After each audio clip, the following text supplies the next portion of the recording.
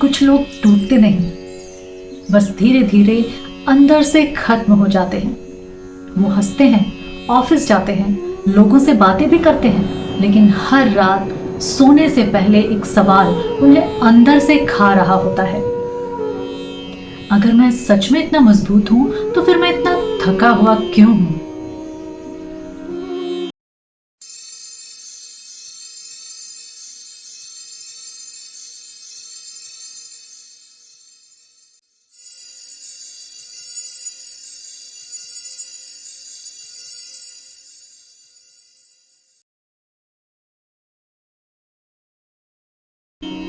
सबसे खतरनाक दर्द वो नहीं होता जिसमें इंसान रोता है।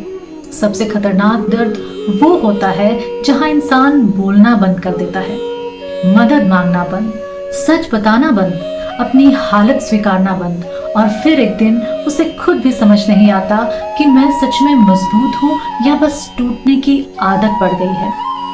आइए इसे अपने जीवन की एक वास्तविक परिस्थिति से समझते हैं और फिर देखते हैं कि भगवत गीता का एक श्लोक इस उलझन पर क्या प्रकाश डालता है। हम बात करेंगे रवि की। रवि उस दिन देर तक ऑफिस में बैठा रहा। लैपटॉप बंद था, काम खत्म हो चुका था, पर उसके भीतर कुछ अटका हुआ था। ऑफिस में लोग बोलते रहते और वो सिर्फ सिर हिलाता रहता। मोबाइल पर माँ का मिस्ड कॉल था, पर उसने कॉल बैक नहीं किया।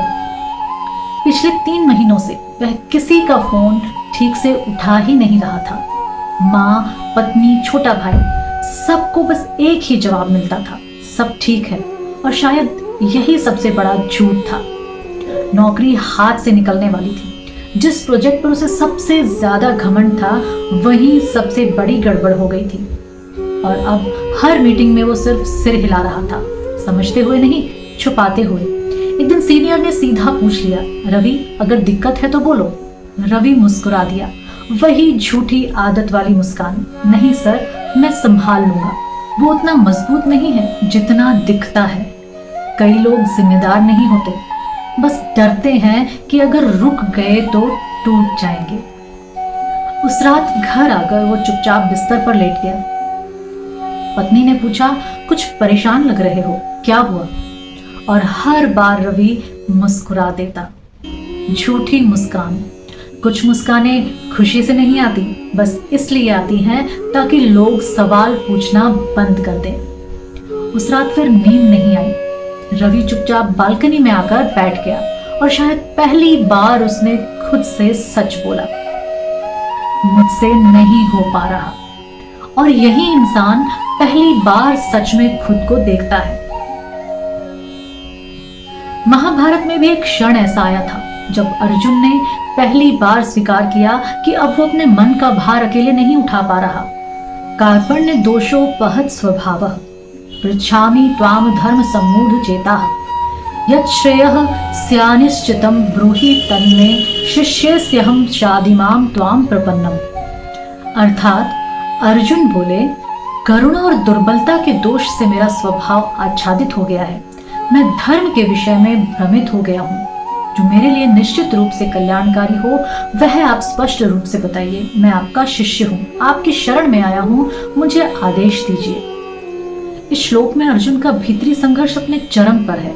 वह अब केवल दुखी योद्धा नहीं बल्कि भ्रमित चेतना वाला मनुष्य बन चुका है। वह स्वीकार करता है कि उसका निर्णय करुणा नहीं बल्कि करुणा का विकृत रूप कार्पण्य बन चुका है। वह स्वयं को अयोग्य मानने लगता है, उसका स्वभाव डगमगा चुका है और उसे यह भी स्पष्ट नहीं कि धर्म क्या है। दोस्तों, रवि के पास वापस जाने से पहले हम इस कार्पण्य को गहराई से समझना होगा। तो कार्पण्य वास्तव में है क्या? कार्पण्य वह अवस्था है जहां डर करुणा का मुखौटा पहन ले, भावनाएं विवेक को दबा दे और मन कहे मैं यह नहीं कर पाऊंगा, मैं योग्य नहीं हूं। यह बहुत कठिन है। यह सच्ची करुणा नहीं, यह कर्तव्य से पलायन है। अर्जुन सोचता है मैं अपने ही लोगों को कैसे मारूं? जीत कर भी क्या लाभ? राज्य सुख सब व्यर्थ है। ये बातें ऊपर से बहुत पवित्र लगती हैं, लेकिन भीतर कारण क्या है? डर, मोह और परिणाम का भय। इसलिए अर्जुन खुद कहता है मेरी करुणा नहीं, मेरी कार्पण्य बोल रही है। आसान भाषा में कहें तो एक डॉक्टर ऑपरेशन के पीछे हट जाए और कहे मरीज को दर्द होगा इसलिए मैं यह नहीं कर सकता, यह करुणा नहीं, कार्पण्य है। एक माता पिता बच्चे को सही दिशा में टोके नहीं, यह सोचकर कि उसे बुरा लगेगा, यह प्रेम नहीं, कार्पण्य है। आप सच जानते हैं फिर भी निर्णय नहीं लेते क्योंकि किसी का दिल दुख जाएगा, यह दया नहीं, डर से पैदा हुई कमजोरी है। यही अर्जुन पहली बार पूर्ण समर्पण करता है। वह कृष्ण को मित्र नहीं, गुरु स्वीकार करता है। यह क्षण गीता के उपदेश का वास्तविक प्रारंभ है।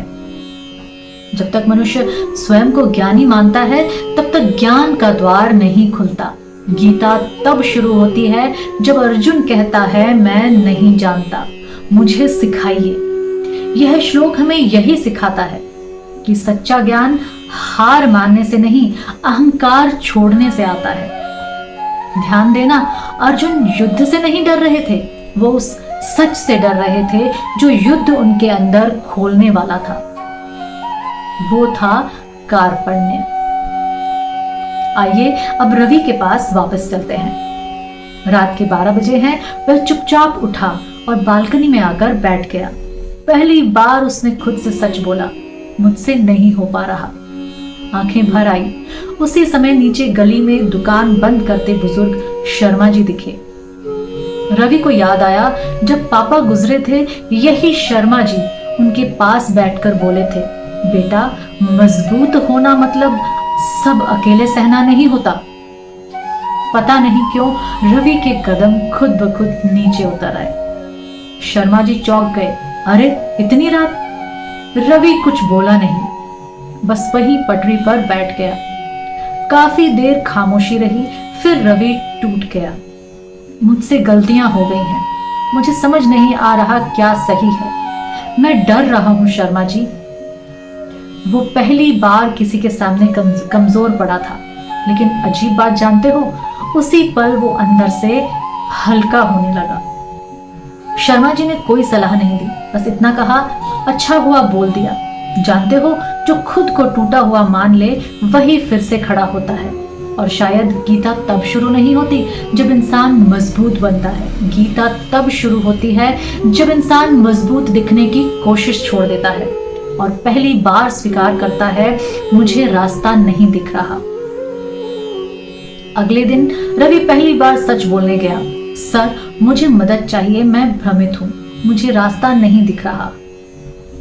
बोलते समय उसका सर झुका हुआ था, लेकिन मन पहली बार शांत था। हम सब जिंदगी में कभी ना कभी अर्जुन बनते हैं, जब सही गलत धुंधला हो जाए, जब डर संवेदनशीलता जैसा लगे, जब मन कहे मैं नहीं कर पाऊंगा और आत्मा चुप हो जाए। लेकिन याद रखना, कमजोरी स्वीकार करना हार नहीं होता, प्रश्न पूछना अपमान नहीं होता और किसी सही इंसान के सामने अपना सिर झुका देना शायद वही असली ताकत है। गीता तब शुरू नहीं होती जब इंसान सब जानता हो।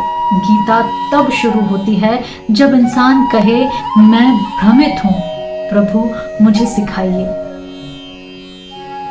और शायद जीवन का सबसे बड़ा मोड़ संकट नहीं, स्वीकार होता है। अगर इस एपिसोड ने आपके मन को छुआ हो तो इसे उन लोगों तक जरूर पहुंचाइए जो बाहर से मजबूत दिखते हैं लेकिन अंदर से चुपचाप टूट रहे हैं, क्योंकि आत्मा का भोजन तभी पूरा होता है जब उसका स्वाद बांटा जाए। तो लाइक, शेयर और सब्सक्राइब करना ना भूलें ताकि अगला आत्म भोजन सीधे आपके दिल तक पहुंचे। जय श्री कृष्ण।